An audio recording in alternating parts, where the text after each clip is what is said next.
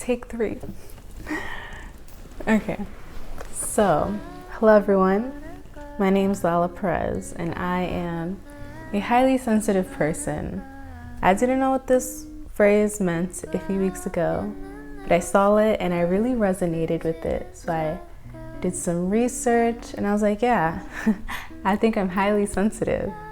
So in this video, I'm gonna go over some ways that you can tell if you're maybe highly sensitive, some of my experience being very sensitive, and some tips I would give people who are also more on the sensitive side.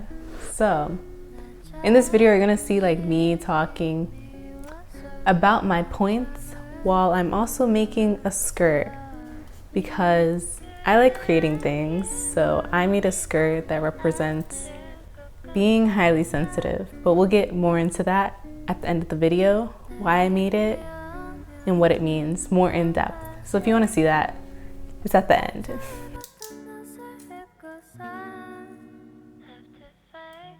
So if you don't know what being highly sensitive is, it's basically feeling things more on a more deeper level, feeling emotions, mental things, physical things. You're just more in tune with yourself than the average person. You can also be considered an empath if you're highly sensitive, and this is mostly when you are able to feel other people's feelings even though you're not them. So here are some traits to see if maybe you consider yourself to be a highly sensitive person. Number 1 is when you feel other people's feelings even though you're not them and you're not going through what they're going through.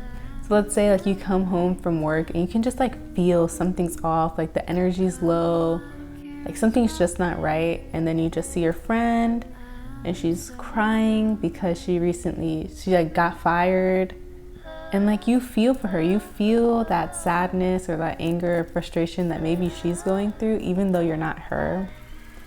This is when you easily just absorb energy around you and other people's energy. Because after, you start to feel kind of frustrated and sad just because she was feeling that way and it kind of got pushed onto you.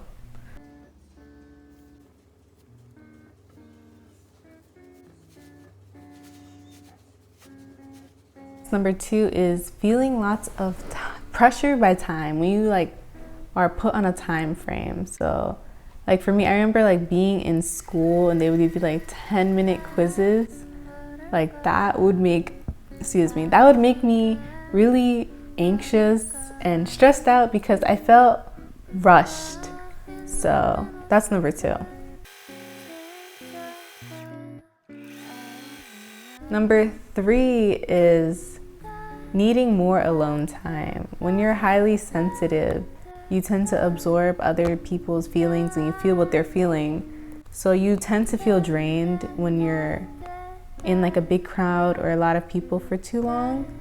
So you really appreciate those times where you're just by yourself and you get to recuperate and recharge.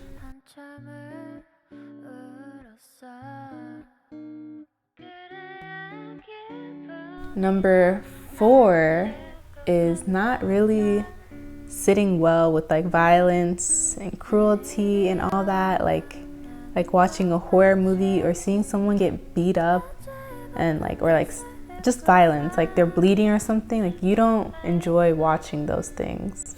I don't. It makes my stomach hurt and I'm like, no, stop hitting him. But yeah, violence, you don't like watching violence. Number 5 is when you're easily startled or you're kind of like more of a jumpy person. So let's say like you're somewhere and there's like this really loud crash noise or something falls and you just can't help but be like, whoa, you know? Or someone like taps back at your shoulder and you're like, whoa. Like you're just easily startled. Even when you know there's gonna be like a loud noise, even when someone tells me, oh, there's gonna be a siren or something that goes off in like 2 minutes, I still can't help but be like, when it happens, you know, I'm like, yeah, kind of sensitive to that. Number 6 is having a low pain tolerance. So getting like cuts or getting like hit a little bit, like I don't know if it's like in my head, but like I feel it a lot more. Like especially maybe when you're hungry, you get kind of hangry and you feel like your stomach is gonna eat itself. It feels really intense, these small pains. Number 7, which is what I really resonate with, like I feel this a lot, is not liking conflict or arguing with people. Like when you're in a situation and people are just like debating, like I don't find myself going into debates or trying to oppose people or be like, this is the right reason, this is why.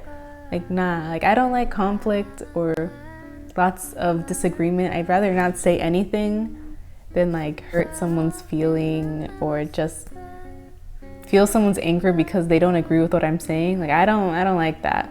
Number 8 is not handling criticism or harsh words well. So like when someone tells you something maybe you should hear, but you don't like criticism, like you take it to heart. Like you don't like criticism or harsh words.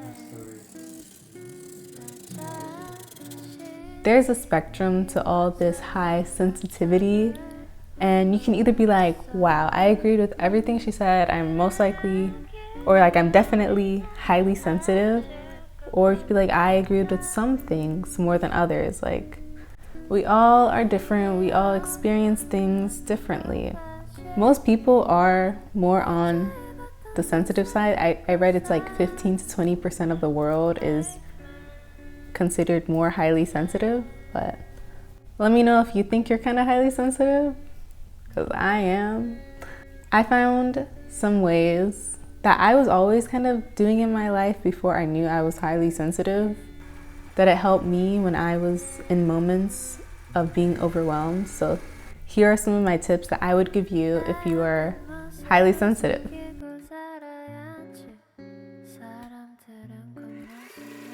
So number 1 is making sure that you get enough sleep. When I don't get enough sleep, I don't really do things to my best ability. Like it's more of a hassle for me to do things, and like being sleep deprived, like no one can really handle that, but I really need my 8, 10, 12 hours of sleep sometimes, and I really appreciate it when I do get enough sleep. Number 2, which is something I don't always do, but when I do it, it's good, which is planning things out. Planning things out with time, making sure you give yourself time so then you're not pushed to be rushed to things, is really helpful. Number 3, this one is a big one, is making sure that you have a little time to yourself at least every day. Like at least like 10 minutes or 5 minutes a day. So when I have a lot going on, I just make myself a nice warm cup of tea with some milk in the mornings, and I sit down with myself.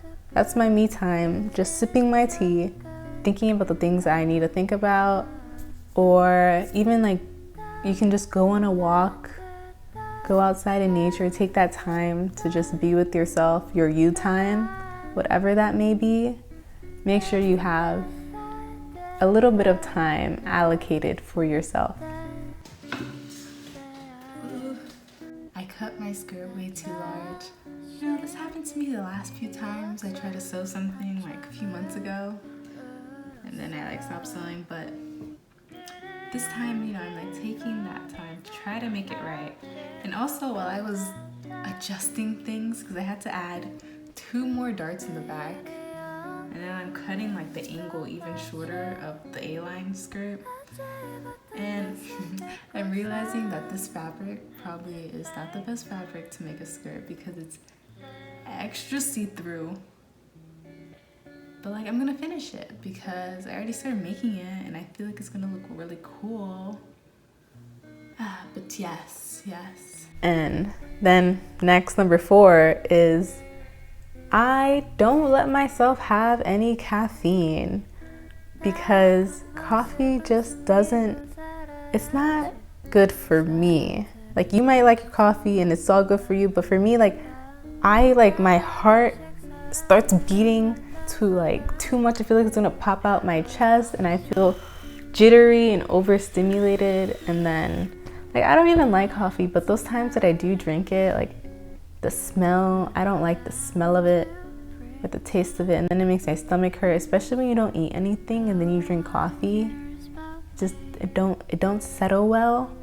Number 5 is learning to set boundaries with people and setting like a time frame to things with people in your boundaries.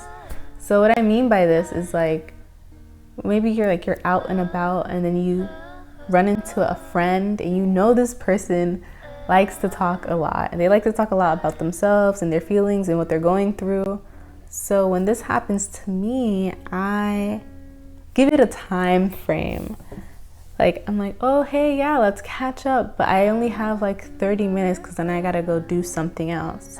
Like, you set a time frame to it so then you're not stuck there listening to something else, or like just a lot of your energy goes into that. So set boundaries. I messed up again, man. Oof. Messed up again. It is all a learning process. Number 6 is doing those small things that bring you more comfort. So, like, if you know you're gonna be somewhere with a lot of loud noise, or it's really busy, and you know that you're like sensitive to sound, bring some earplugs. Or if you know it's gonna be really cold somewhere, bring extra sweaters. Or if you work somewhere and that seat is really uncomfortable, maybe bring a seat cushion to make the experience slightly better. Like, do those small things that bring you a little bit of joy.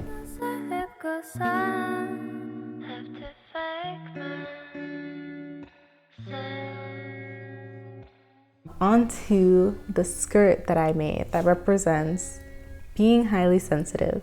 So I like creativity, I like art. This is something that I do that helps relax me when I feel overwhelmed after a long day. I like to sew and get creative with things. So I made this A-line linen wrap skirt that represents high sensitivity. Because on the front, I wrote, to feel intensely is not a symptom of weakness. Because I feel like a lot of people, especially when they're like emotionally sensitive, people perceive them as being really weak. But that isn't necessarily true. Like, I'm emotionally sensitive, and you might think I'm weak, but I don't think that's the case. I think I'm just more in tune with feeling things than another person is. Like, crying isn't a sign of weakness. You're just letting those toxins out of your body.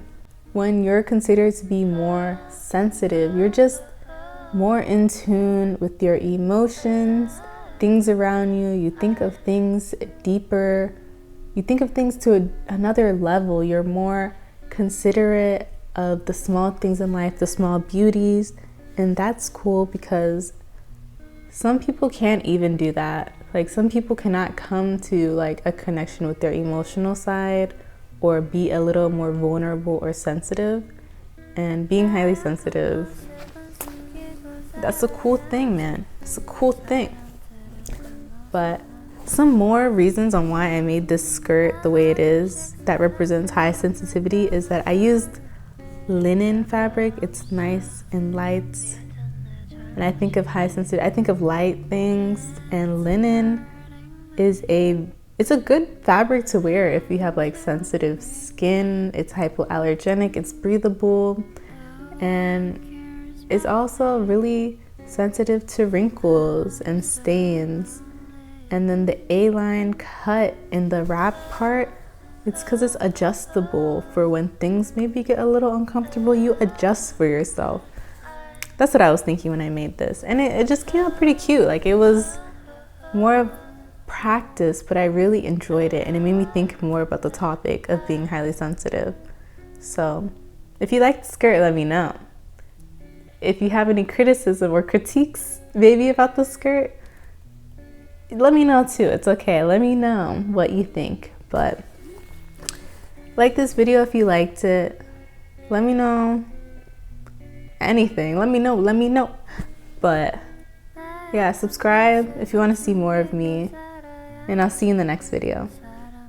Bye.